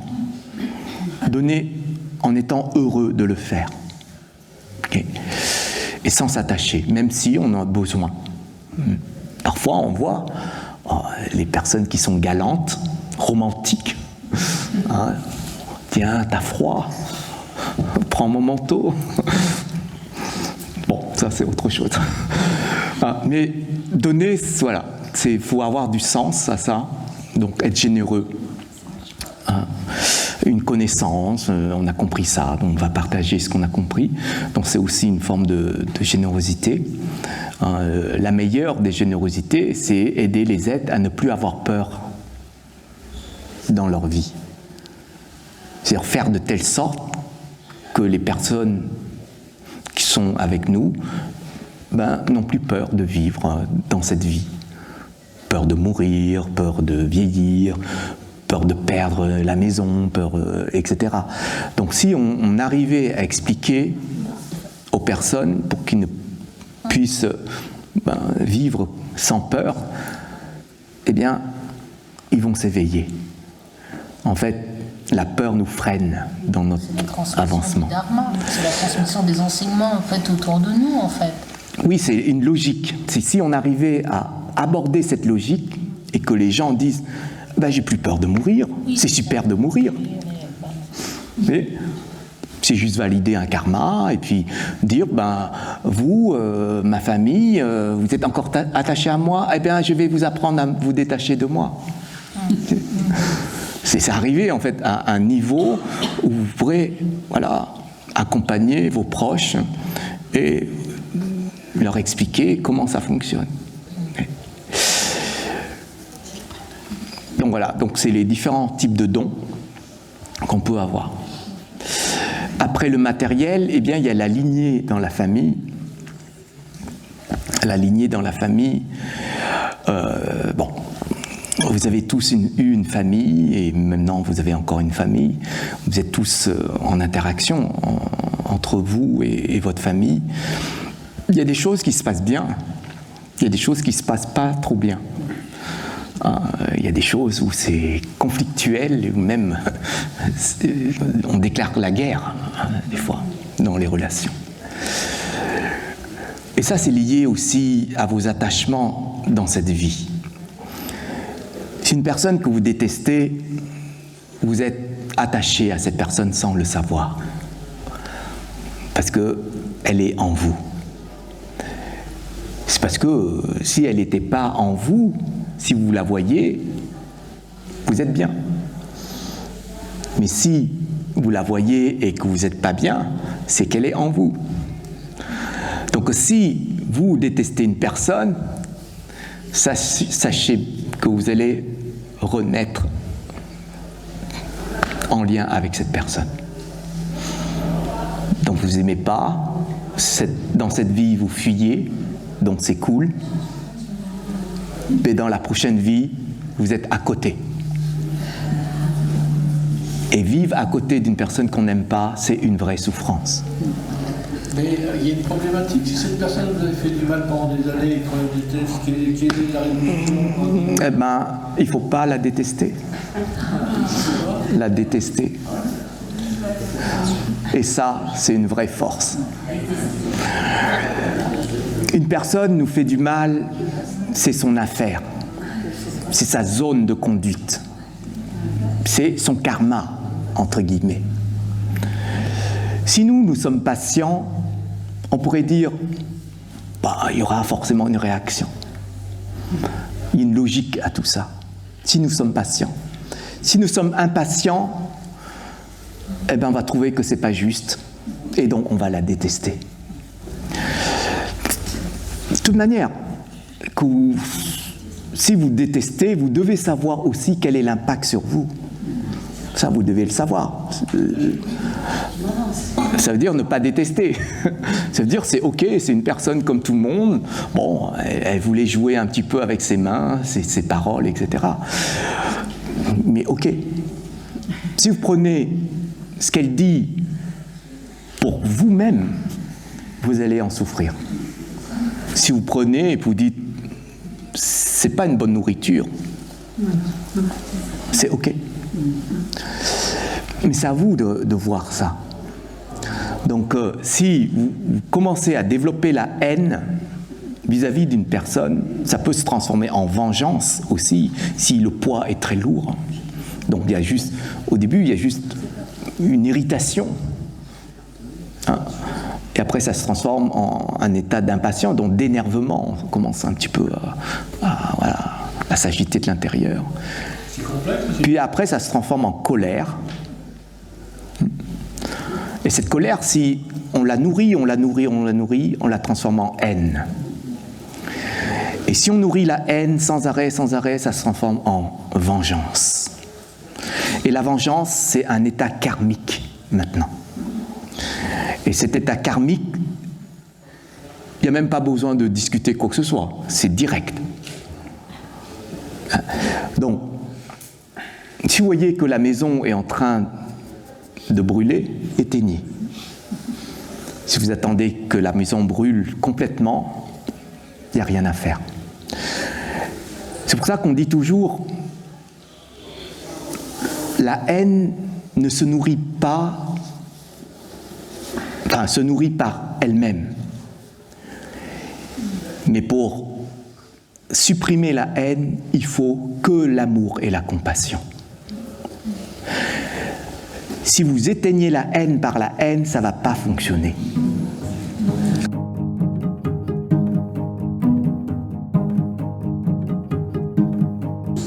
Et donc la culpabilité, c'est qu'on est parti dans la zone de là-bas, et comme on n'a pu rien faire, on revient et on se sent coupable. En fait, il faut faire attention à ça. C'est pour ça que quand on veut aider une personne, il faut qu'on reste ici, chez nous, et on aide. C'est comme si il y a un conflit, je ne sais pas, là-bas. Si vous voulez aider, vous n'allez pas vous sauter dedans et séparer le conflit, parce que vous allez prendre des coups. Hein. Si vous voulez aider, vous allez appeler la police ou je ne sais pas qui serait apte de gérer ce conflit. Mais quand on se sent coupable, c'est qu'on pense que la situation, c'est notre situation, mais qu'on n'a pas su gérer. Hein. Mais parce qu'on n'a pas su aussi rester tranquille chez nous, tout simplement. Quand on veut aider, il faut aider avec la sagesse, pas aider avec l'émotion. Hein, parce que des fois, nous laissons l'affect nous prendre. Hein, il y a une situation, il y a l'affect. Ah, on aimerait bien, on voudrait bien, etc. Et comme nous sommes affectés par ça, et on va prendre position, ça nous est insupportable, en fin de compte. Et ça ne marche pas. Ça marche si on va obliger la séparation. Mais des fois, on fait plus de dégâts qu'autre chose, des fois.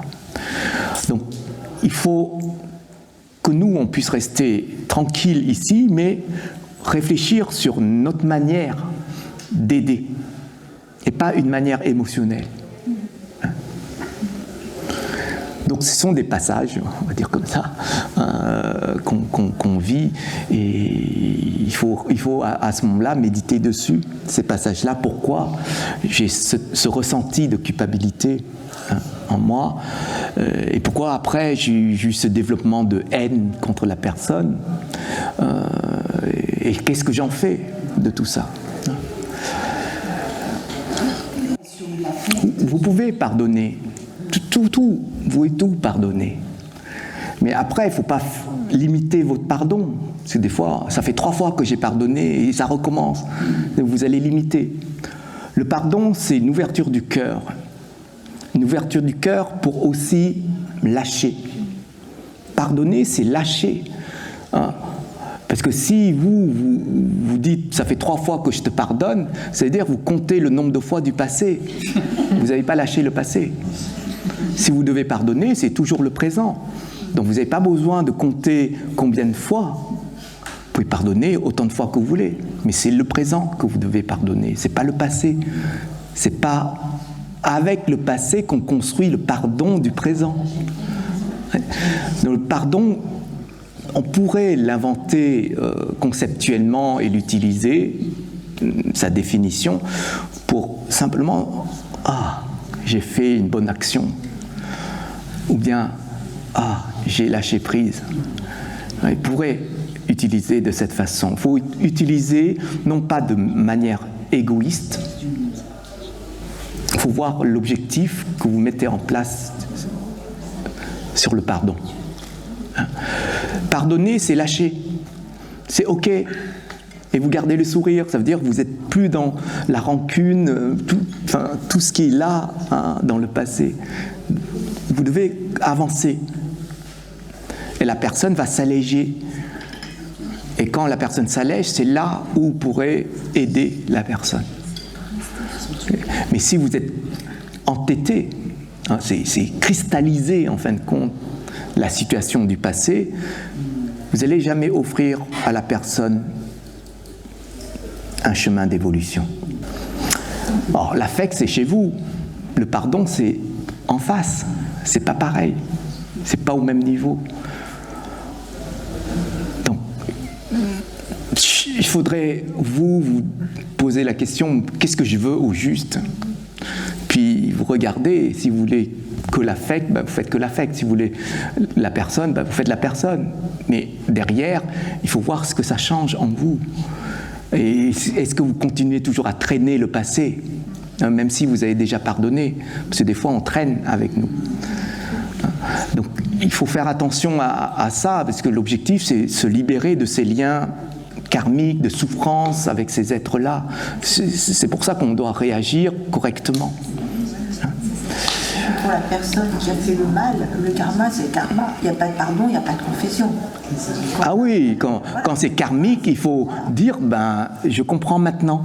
Voilà. Si c'est récurrent, c'est karmique, vous devez juste dire, ok, c'est comme ça. Vous êtes dans une relation avec une personne, puis sans arrêt, elle remue les choses du passé, elle remue. Quand tout va bien, elle remue pas. Quand ça va mal, elle reprend le passé, elle remet sur la table. Il y a des personnes qui fonctionnent comme ça. Donc, je ne sais pas si c'est toxique. Je pense que la personne, elle a ce comportement, cette attitude-là. Mais vous devez voir autre chose. Si vous regardez cette attitude, vous allez être prisonnier par ça, et ça va vous envahir, et vous allez réagir. Vous n'êtes pas bien. Mais si vous regardez sous un autre angle, en disant, c'est ok, il n'y a pas de problème, elle réagit tout le temps comme ça. Où est le problème quand une personne réagit toujours comme ça? Vous dites, oui, c'est normal, je l'ai toujours vu réagir comme ça, c'est complètement logique et normal de sa manière de réagir. Donc vous n'allez pas vous comporter en vous bloquant, par exemple. Il faut juste dire, oui, elle réagit comme ça. Le moment où elle réagit, je dois rester tranquille, calme. Juste accorder le temps.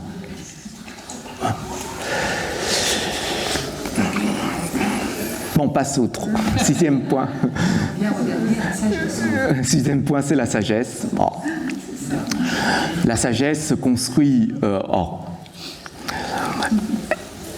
se construit ou se retrouve chez une personne lorsqu'on vérifie ce qu'on entend, ce qu'on comprend.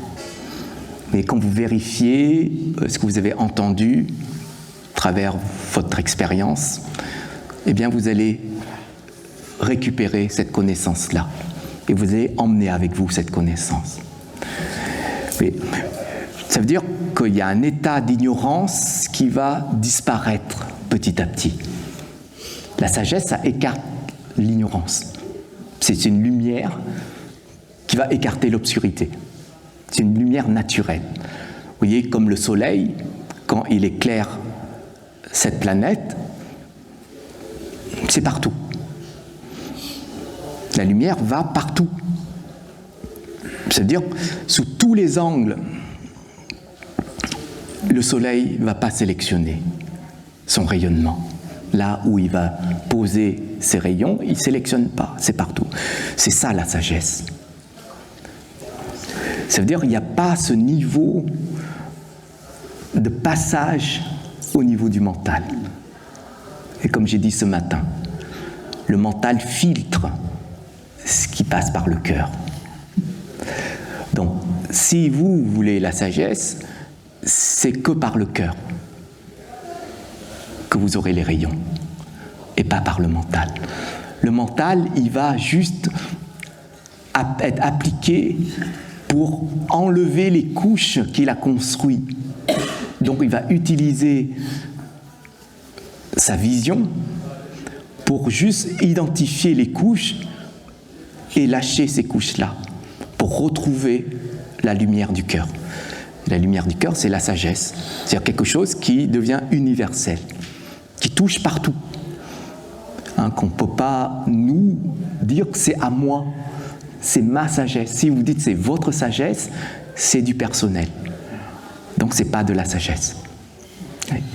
Donc si vous voulez tourner votre karma dans ce sens, il faut méditer, discerner, prendre conscience des choses. Faites des expériences récurrentes en regardant sous différents angles. Donc ça peut être très long, parce qu'on doit expérimenter. Mais sous différents angles, c'est comme quelqu'un qui tient pas 3 jours son petit copain ou sa petite copine, il change sans arrêt 3 jours. Mais s'il prend les choses sous différents angles, il va comprendre pourquoi ça tient pas.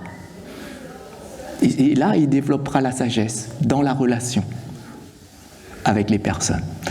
Donc c'est ce niveau-là, qu'on parle de sagesse, c'est pas quelque chose d'élevé en soi, c'est quelque chose en fait qui est toujours avec nous, proche de nous, qu'on va essayer petit à petit, voilà, de retrouver en enlevant tout ce qui cache cette lumière, qui cache ce soleil, pour retrouver ces rayons-là, de manière très pure, très logique, fondamentalement logique.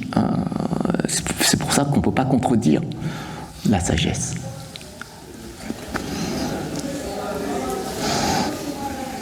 On est tous sages, comme des images. Est-ce que vous avez une dernière question peut-être, avant qu'on s'arrête là? Non, ça va? Très bien. Donc je vais juste faire la dédicace pour tous les êtres. Donc c'est ce qu'on fait à chaque fois qu'on termine une pratique, un enseignement, pour offrir cette énergie-là qu'on a pu développer, récupérer, intégrer, et qu'on puisse envoyer dans le monde par cette récitation que j'ai faite en vietnamien.